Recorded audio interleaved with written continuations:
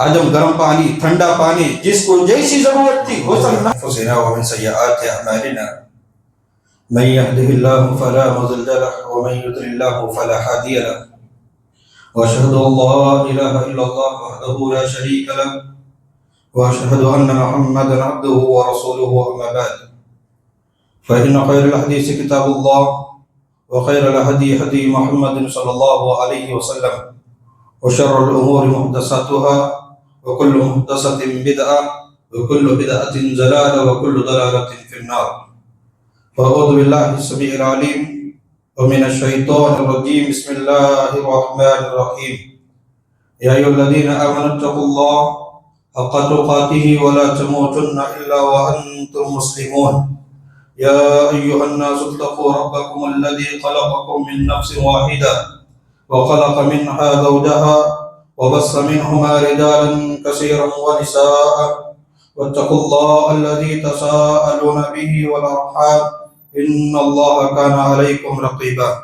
يا أيها الذين آمنوا اتقوا الله وقولوا قولا سديدا يصلح لكم أعمالكم ويغفر لكم ذنوبكم ومن يطع الله ورسوله فقد فاز فوزا عظيما. قال الله تبارك وتعالى في كلامه المجيد وفرقان الحميد: يا أيها الذين آمنوا اتقوا الله ولتنظر نفس ما قدمت لغد واتقوا الله إن الله خبير بما تعملون ولا تكونوا كالذين نسوا الله فأنساهم أنفسهم أولئك هم الفاسقون. لا يستوي أصحاب النار وأصحاب الجنة أصحاب الجنة هم الفائزون. تمام قسم کی تعریف، توصیف، کبریائی، بزرگی، بڑائی، شان و شوکت، عظمت و جلالت صلی اللہ رب العالمین کے لیے ہے جو سارے جہان کا خالق، مالک، پالنہار ہے. دنیا و آخرت کی تمام تر طاقتیں، دنیا و آخرت کی تمام تر قوتیں اسی کے قبض قدرت میں ہے. ہدایت دینے والا، ہدایت سے محروم رکھنے والا، عزت عطا کرنے والا، عزت سے دور رکھنے والا، اولاد دینے والا، اولاد سے محروم رکھنے والا، زندگی عطا کرنے والا، زندگی سے نکال کر موت کی طرف لانے والا. الغرض دنیا و آخرت کی جتنی طاقتیں ہیں، قوتیں ہیں، سب اسی کے قبض قدرت میں.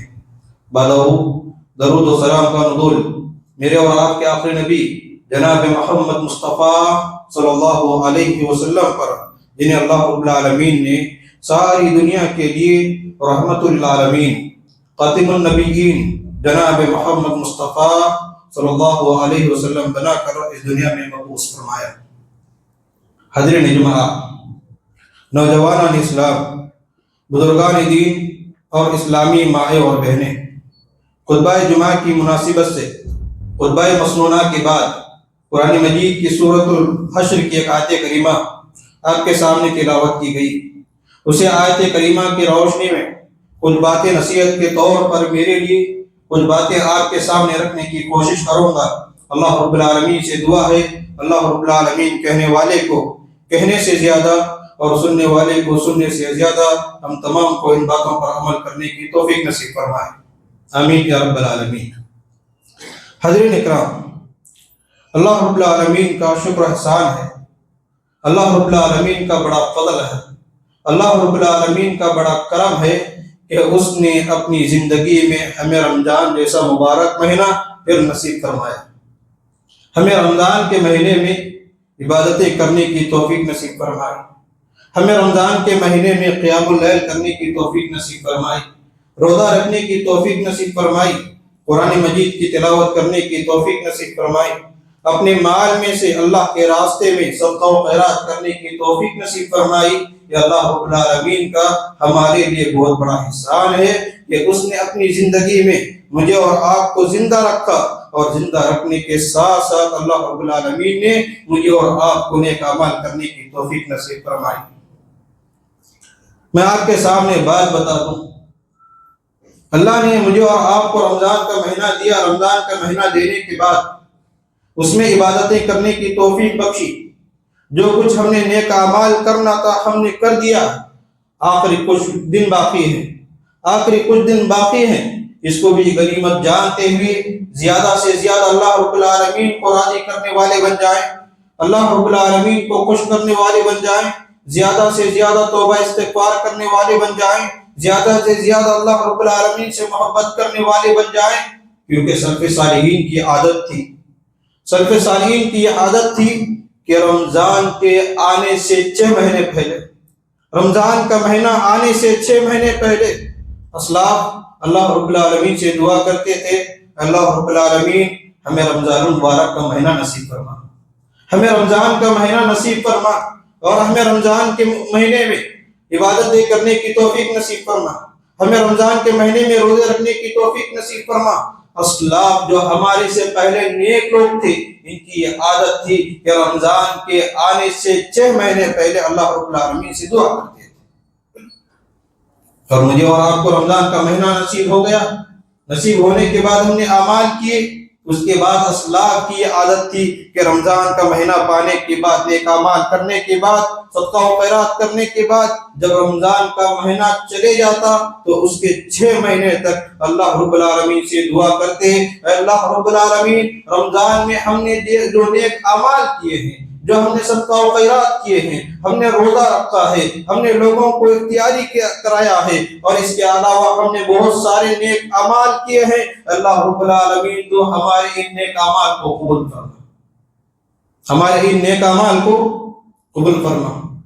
آج ہماری غلط فہمی یہ ہے کہ آج ہم رمضان کے مہینے میں روزہ رکھ لیتے ہیں، صدقہ و خیرات کر لیتے ہیں، نیکی کے کام کرتے ہیں، اور رمضان کے مہینے کے بعد میں اور آپ ایسے گزارتے ہیں گویا کہ یہ سمجھتے ہیں، یہ عقیدہ رکھتے ہیں۔ یقیناً عقیدہ رکھنا چاہیے کہ اللہ رب العالمین میرے اور آپ کے نیک اعمال کو قبول فرمائے گا۔ جہاں میرے اور آپ کا یہ عقیدہ ہے، اللہ کی ذات پر بھروسہ ہے، توکل ہے، مجھے اور آپ کو یہ بات یاد رکھنی چاہیے کہ مجھے اور آپ کو ان نیک اعمال کرنے کے بعد اللہ رب العالمین سے دعا کرنا ہے، اللہ رب العالمین سے دعا کریں، اللہ رب العالمین کے سامنے اپنے ہاتھوں کو پھیلائیں، اللہ رب العالمین کے سامنے روئے گڑ گڑائیں، اے اللہ ہم نے قیام اللیل کا اہتمام کیا، روزوں کا اہتمام کیا، ہم نے صیام کا اہتمام کیا، ہم نے قیام کا اہتمام کیا، ہم نے صدقہ و خیرات کا اہتمام کیا، ہم نے اپنے مالوں میں سے زکوٰۃ نکالی، اس کے علاوہ ہمارے اندر جو طاقتیں تھی ہم نے اپنی طاقت کے حساب سے نیکی کا کام کیا، اے اللہ تو ہمارے ان نیک اعمال کو قبول فرما۔ مجھے اور آپ کو بار بار دعا کرنی چاہیے۔ اور ایک دلیل، جب باپ بیٹے نے کعبۃ اللہ تعمیر کیا، کعبۃ اللہ تعمیر کرنے کے بعد اللہ رب العالمین سے دعا کی، ربنا تقبل منا انک انت السمیع العلیم۔ انبیاء ہیں، نیک کام کر رہے ہیں، اللہ رب العالمین کا گھر بنا رہے ہیں، ظاہر سی بات ہے انبیاء کو اللہ رب العالمین کی ذات پر بھروسہ ہے، اللہ کی ذات پر توکل ہے۔ آپ چاہتے تو خاموش ہو جاتے، اللہ رب العالمین ہمارے عمل کو قبول فرمائے گا، ہمارے اس عمل کو قبول فرمائے گا، ہمارے اس کام کو قبول فرمائے گا، لیکن دعا کی کیا ضرورت تھی؟ کیوں دعا کی؟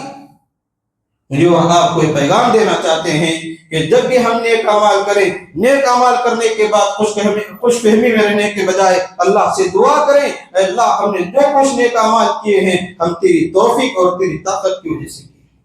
اسی لیے جب بھی نیک اعمال کریں، نیک اعمال کرنے کے بعد اللہ سے دعا کریں، اللہ رب العالمین ہماری ان ساری نیکیوں کو قبول فرما اور اس کے بدلے مجھے اور آپ کو جہنم کے عذاب سے بچائے۔ یہ کچھ نصیحت کے طور پر باتیں تھی۔ اس کے علاوہ آج جو میں آپ کے سامنے گفتگو کرنے والا ہوں وہ یہ ہے کہ یہ جانے والے دن، یہ جو جانے والے دن ہیں، مجھے اور آپ کو یقیناً کچھ نہ کچھ پیغام دینا چاہتے ہیں۔ یہاں ہر ایک انسان جو بھی آتا ہے اور کسی کہاں بھی ہو، لیکن ایک چیز ایک پیغام دے کر جاتا ہے، ایک میسج دے کر جاتا ہے کہ مجھے اور آپ کو یہاں ہمیشہ نہیں رہنا، یہاں سے مجھے اور آپ کو ایک دن ختم ہونا، یہاں سے مجھے ایک دن آپ کو چھوڑ کر چلے جانا۔ کہاں جانا ہے، اس کی طرف جانا ہے، کیوں جانا ہے، ہم نے بار بار سنا ہے۔ آج اسی کے روشنی میں کچھ باتیں آپ کے سامنے رکھنے کی کوشش کروں گا۔ میرے بھائیوں، انسانی زندگی کی ہم دیکھتے ہیں جب کسی بھی انسان جب پیدا ہوتا ہے پیدا ہونے سے لے کر مرنے تک اگر ہم کسی انسان کو آبزرو کرتے ہیں، غور سے دیکھتے ہیں، ایک انسان کئی اسٹیپ سے گزر کر، کئی مرحلوں سے گزر کر، الگ الگ مرحلوں سے گزر کر موت کی طرف جاتا ہے۔ کہنے والوں نے، لکھنے والوں نے یہ لکھا ہے کہ ایک انسان جن مرحلوں سے گزرتا ہے، اگر ہم اس کو آبزرو کرتے ہیں، ہم دیکھتے ہیں، تو ایک انسان 4 مرحلوں سے گزر کر، 4 پارٹ سے گزر کر موت کی طرف جاتا ہے۔ پہلا مرحلہ ماں کے پیٹ کا مرحلہ ہے۔ یہ انسان 9 مہینے 8 مہینے اللہ رب العالمین نے جتنی مقدر اس کو لکھا ہے، جتنی عمر اس کی لکھی ہے، اتنا وقت تک ماں کے پیٹ میں رہتا ہے۔ نہ نیکی کے کام کرتا ہے، نہ گناہ کے کام کرتا ہے، نہ اللہ کو راضی کرنے والے اعمال کرتا ہے، نہ اللہ کو ناراض کرنے والے اعمال کرتا ہے، کچھ نہیں، بلکہ ایک نفس بند ہو کر رہتی ہے کچھ مدت تک، 8 مہینے 9 مہینے مختصر مدت کے لیے ماں کے پیٹ میں ہوتا ہے۔ جب یہ وقت ختم ہو جاتا ہے، میں اور آپ دنیا میں آتے ہیں، جس کو کتاب و سنت نے، دنیا والوں نے دنیا کا نام دیا ہے۔ ہم ماں کے پیٹ سے نکلنے کے بعد دنیا کی زندگی میں آتے ہیں۔ جب انسان ماں کے پیٹ سے نکلنے کے بعد جب دنیا میں آتا ہے، انسان کی نفس نشو و نما پانے لگتی ہے، انسان بڑا ہونے لگتا ہے، بچہ چھوٹا پیدا ہوتا ہے، اس کے بعد بچپن کی زندگی، اس کے بعد لڑکپن کی زندگی، اس کے بعد جوان ہوتا ہے، اس کے بعد بوڑھا ہوتا ہے، اور اس کے بعد انسان جب دنیا میں آتا ہے، نیکی کے کام کرتا ہے، گناہ کے کام کرتا ہے، اللہ کو راضی کرنے والے اعمال کرتا ہے، اللہ کو ناراض کرنے والے اعمال کرتا ہے، جنت میں جانے والے اعمال کرتا ہے، جہنم میں جانے والے اعمال کرتا ہے۔ اور یہاں انسان پہلے پارٹ کے مقابلے میں، پہلی زندگی کے مقابلے میں انسان کی یہاں عمر زیادہ لمبی ہوتی ہے۔ کسی کی 60 سال، کسی کی 70 سال، کسی کی 80 سال، کسی کی 90 سال، کسی کی 100 سال، اللہ نے جس کو جیسی عمر دی ہے، جیسے انسان یہاں پر گزارتا ہے۔ اور جب انسان اپنی زندگی کو مکمل کرتا ہے، جتنی اللہ رب العالمین نے مجھے اور آپ کو دی ہے، اس کے بعد انسان تیسرے مرحلے کی طرف جاتا ہے۔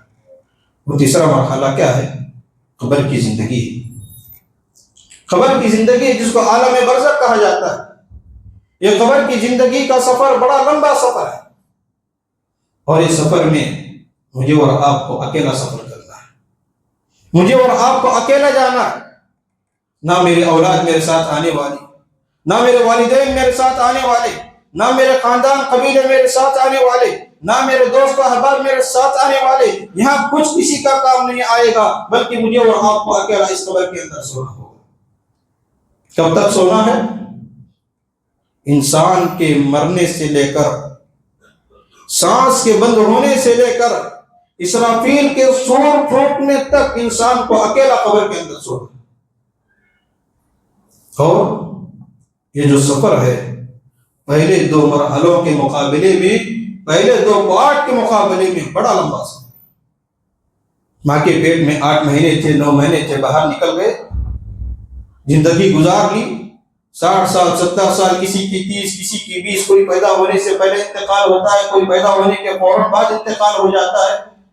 جس کو جیسی زندگی ہوتی ہے اس کا زندگی گزارنے کے بعد انتقال ہو جاتا ہے۔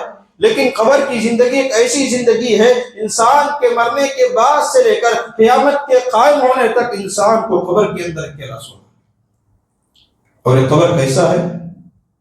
کیڑے مکوڑوں کا گھر، اندھیرا گھر، میرے اور آپ کے علاوہ کوئی نہیں ہوگا۔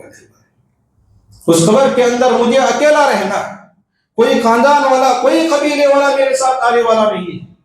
اسی قبر کے لیے مجھے اور آپ کو تیاری کرنے کی ضرورت ہے۔ یہ تیسرا مرحلہ ہو گیا۔ چوتھا جو مرحلہ ہے انسانی زندگی کا، یا تو جنت ہے یا تو جہنم، یا تو جنت ہے یا تو جہنم ہے۔ اگر کوئی انسان اس دنیا میں رہتے ہوئے جنت میں جانے والے اعمال کرتا ہے، اللہ کو راضی کرنے والے اعمال کرتا ہے، اللہ رب العالمین اس کے بدلے میں اس کے اعمال سے خوش ہو کر اس کو جنت عطا کریں گے۔ اگر کوئی انسان اس دنیا میں اللہ کو ناراض کرتا ہے، نافرمانی والے اعمال کرتا ہے، شریعت کی مخالف کرتا ہے، کتاب و سنت کی مخالف کرتا ہے، اللہ رب العالمین اس کے بدلے میں جہنم عطا کریں گے۔ ابھی 4 مرحلے میرے اور آپ کے ہیں۔ اللہ نے ہر انسان کو مرحلہ عطا کیا۔ اب ان مرحلوں پر میں اور آپ غور کریں۔ ان 4 مرحلوں میں میرے اور آپ کا ایک مرحلہ پار ہو چکا ہے۔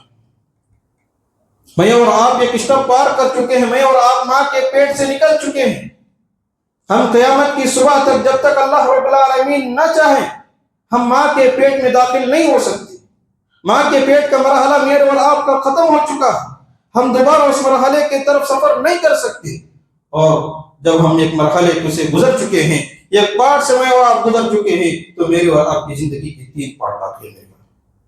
پہلا پارٹ دنیا کا پارٹ باقی ہے، جس میں میں اور آپ زندگی گزار رہے ہیں، جس میں میں اور آپ چل رہے ہیں، پھر رہے ہیں، سو رہے ہیں، جاگ رہے ہیں، محنت و مزدوری کر رہے ہیں، دنیا کمانے کے پیچھے پڑے ہوئے ہیں۔ جو کچھ اعمال اس دنیا میں کرتے ہیں، دنیا کی زندگی میں میں اور آپ زندگی گزار رہے ہیں۔ اور اس کے بعد ایک مرحلہ ہے میرے اور آپ کا، وہ جنت اور جہنم ہے اور قبر کی زندگی۔ اور اللہ رب العالمین نے قرآن مجید کے اندر انسان کو جو دنیا کی جو زندگی دی ہے نا، یہ دوسرا جو پارٹ ہے جس میں میں اور آپ زندگی گزار رہے ہیں، اس کا مقصد یہ ہے کہ میں اور آپ تیسرے مرحلے کی فکر کریں، چوتھے مرحلے کی فکر کریں۔ تیسرا مرحلہ کیا ہے؟ قبر کی زندگی کی فکر کریں، قبر کے بارے میں سوچیں، جنت اور جہنم کے بارے میں سوچیں، جنت میں جانے کی فکر کریں، جہنم سے بچنے کی فکر کریں۔ اللہ رب العالمین نے اسی وجہ سے مجھے اور آپ کو دنیا کی زندگی عطا کی۔ الذی خلق الموت والحیات لیبلوکم ایکم احسن عملا۔ ہم نے انسان کو جو زندگی اور موت دی ہے، ہم نے جو دنیا میں جو زندگی اور موت کا جو قانون بنایا ہے، وجہ کیا ہے؟ اس کی ریزن کیا ہے؟ اللہ رب العالمین نے کہا ایبلوکم احسن عملا، کہ ہم انسان کو آزمائے کہ کون اچھے عمل کر کے آتا ہے اور کون برے عمل کر کے آتا ہے۔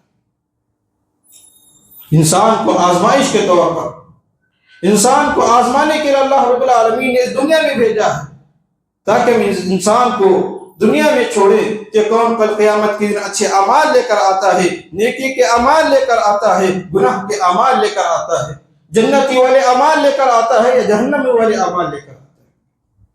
مجھے اور آپ کو سوچنے کی ضرورت ہے کہ میں اور آپ کیا کر رہے ہیں۔ زندگی میری اور آپ کی دن بدن موت کے قریب جا رہی ہے، میں اور آپ دن بدن موت کے قریب جا رہے ہیں۔ میں اور آپ سوچ نہیں سکتے یہ زندگی کب ختم ہوگی، یہ موت کب آئے گی، مجھے اور آپ کو تصور ہی نہیں۔ میں اور آپ سونے کی دعا پڑھتے ہیں، جب بستر پر ہوتے ہیں تو سونے کی دعا پڑھتے ہیں، اللہم باسمک اموت واحیا۔ کیا پڑھتے ہیں؟ اللہم باسمک اموت واحیا، اللہ ہم تیرے نام سے سوتے ہیں اور تیرے نام سے جاگتے ہیں۔ مطلب کیا ہے؟ ہم تیرے نام سے مرتے ہیں اور تیرے نام سے زندہ ہوتے ہیں۔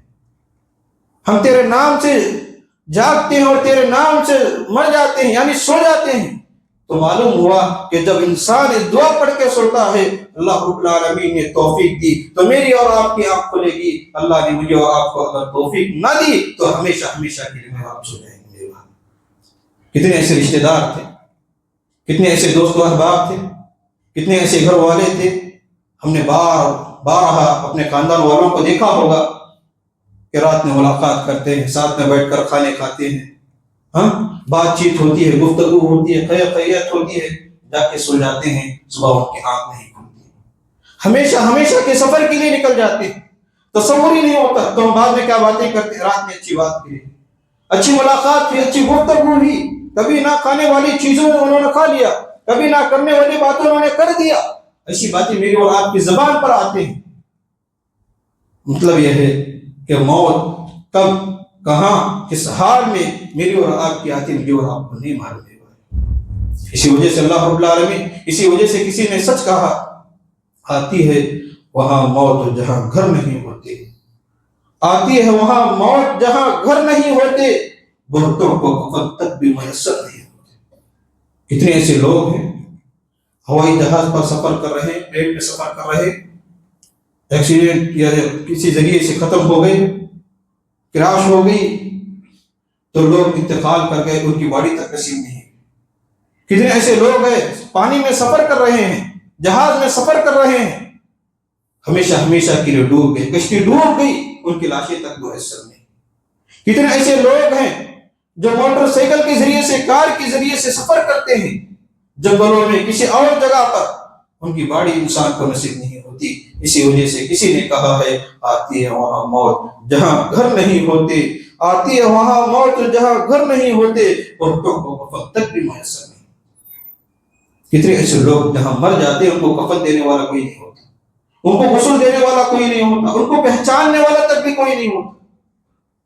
ہم اتنے بیانات سنتے ہیں، ہم اتنے تقریریں سنتے ہیں، سب کچھ سنتے ہیں، لیکن میرے اور آپ کی زندگی بدلنے کے لیے تیار نہیں۔ کہ دنیا کی جو زندگی ہے ایک نہ ایک دن ختم ہونے والی ہے۔ اللہ رب العالمین نے قرآن مجید کے اندر بیان فرما بل تؤثرون حیات الدنیا، بل تؤثرون حیات الدنیا، اے لوگوں تم یہ سمجھتے ہو، تم یہ خیال کرتے ہو یہ جو دنیا کی جو زندگی ہے یہ پرماننٹ لائف ہے، یہ ہمیشہ والی زندگی ہے، یہاں مجھے اور آپ کو ہمیشہ رہنا ہے، مجھے اور آپ کو یہاں ہمیشہ نہیں رہنا ہے۔ وَالْآخِرَةُ خَيْرٌ وَأَبْقَىٰ، بلکہ آخرت کی زندگی پرماننٹ زندگی ہے، ہمیشہ والی زندگی ہے، وہ ہمیشہ والا ٹھکانہ ہے۔ اس کے بارے میں مجھے اور آپ کو سوچنے کی ضرورت ہے۔ حضرین اکرام، کچھ مثالیں آپ کے سامنے دے کر اپنی بات کو ختم کرنے کی کوشش کروں گا۔ ایک عالم دین ہے امام دقاق رحمہ اللہ، امام دقاق رحمہ اللہ موت کو یاد کرنے کے فائدے ذکر کرتے ہوئے کہتے ہیں انسان کو اپنی زندگی میں بار بار موت کو یاد کرنی چاہیے، موت کی تمنا نہیں کرنی چاہیے کہ اللہ مجھے موت دے، ایسا نہیں ہے، بلکہ موت کو یاد کرنی چاہیے۔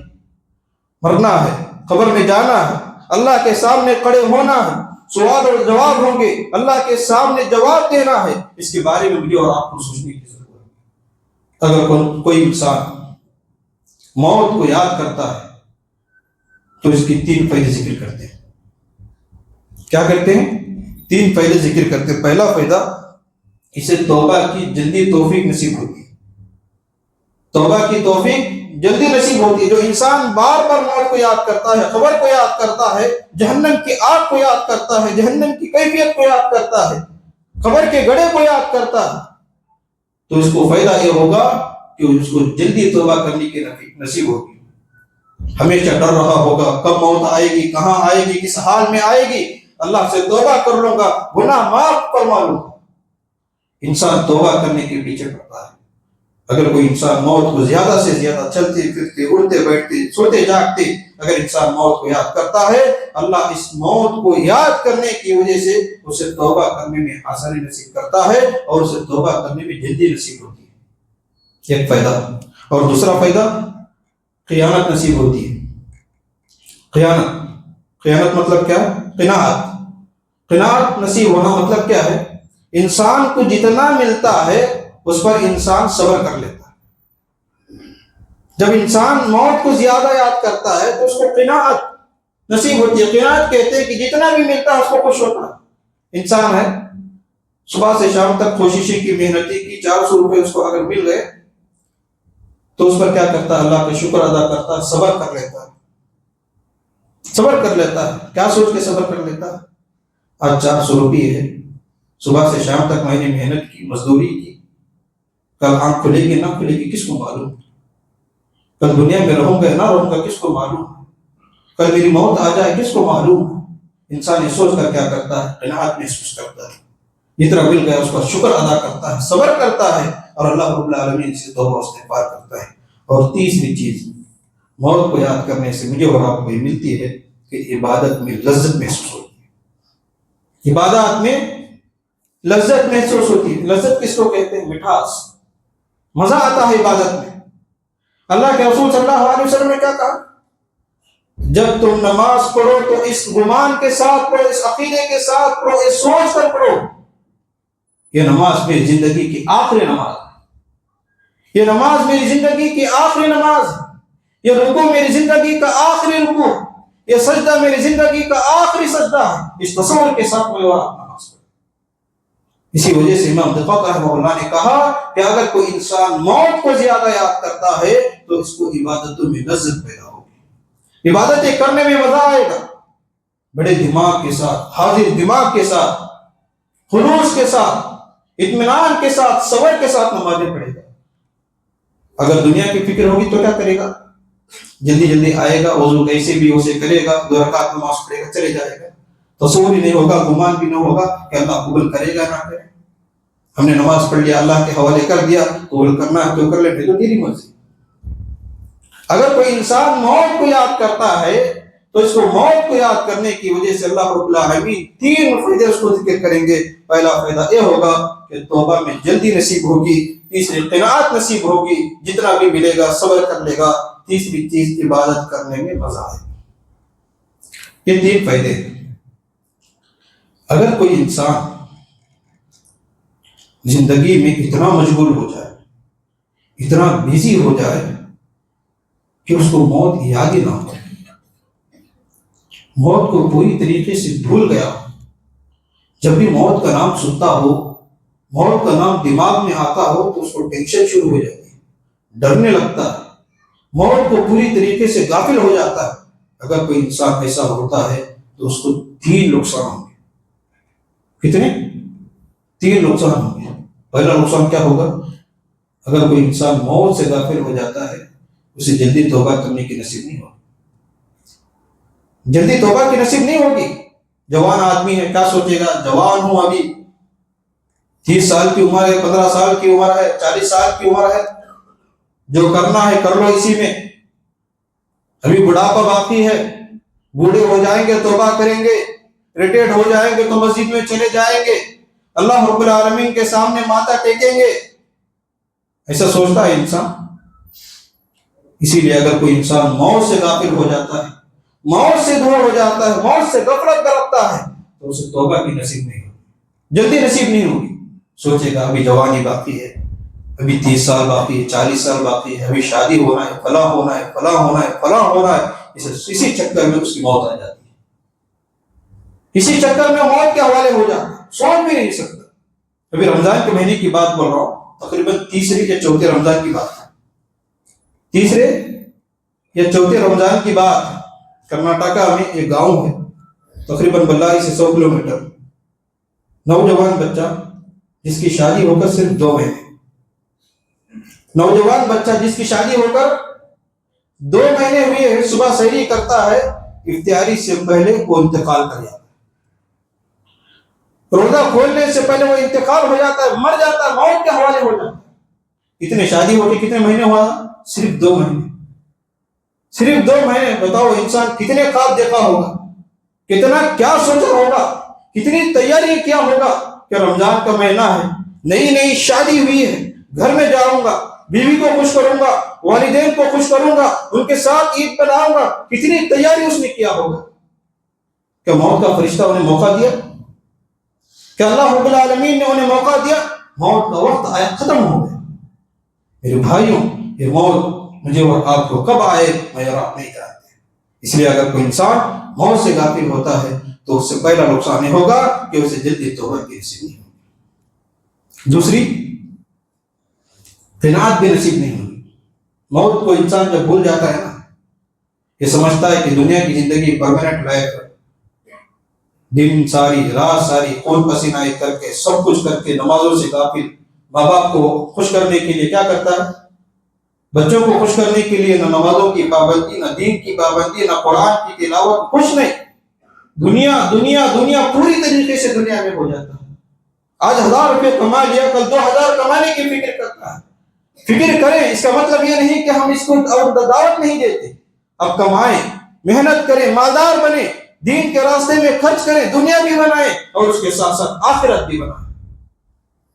اگر کوئی انسان موت سے غافل ہوتا ہے، موت کو یاد نہیں کرتا، قبر کی زندگی کو یاد نہیں کرتا، اسے قناعت بھی نصیب نہیں ہوگی۔ ہرس اس کے دل میں لگا ہوگا، مجھے اور چاہیے، ایک بلڈنگ بنا دیا، دوسری بلڈنگ کی فکر، ایک گھر بنا دیا، دوسرے گھر کی فکر، ایک کار خرید لیا، دوسرے کار کی فکر، ایک پلاٹ خرید لیا، دوسرے پلاٹ کی فکر، قناعت نصیب نہیں ہوں گے، حد میں مزید اور چاہیے اور چاہیے۔ گھر بناتا ہے، گھر کی فنیشنگ بعد میں ہوتی ہے، گھر کی فنیشنگ ہونے سے پہلے اس کی فنیشنگ ہو جاتی ہے۔ اسی لیے میرے بھائیوں، اگر اللہ رب العالمین نے مجھے اور آپ کو اگر یہ طاقت یہ قوت دی کہ مجھے اور آپ کو اپنی زندگی میں موت کو زیادہ یاد کریں، کہ اس کے ذریعے سے اللہ رب العالمین قناعت نصیب کرتا ہے۔ اور تیسری چیز، اگر کوئی انسان موت سے غافل ہو جاتا ہے، موت کو بھول جاتا ہے، تو تیسرا نقصان یہ ہوگا کہ اس کو عبادت میں مزہ نہیں آئے گا، عبادت میں مزہ نہیں آئے گا۔ امام صاحب کھڑے ہوں گے، پیچھے ہاتھ باندھ کر کھڑا ہوگا کتنے رکعت پڑے کسی کو یاد نہیں ہوگا. نماز میں رکوع میں ہم نے کیا پڑھا کسی کو یاد نہیں ہوگا. سجدے میں کیا دعائیں پڑھنا ہے یاد نہیں ہوگا.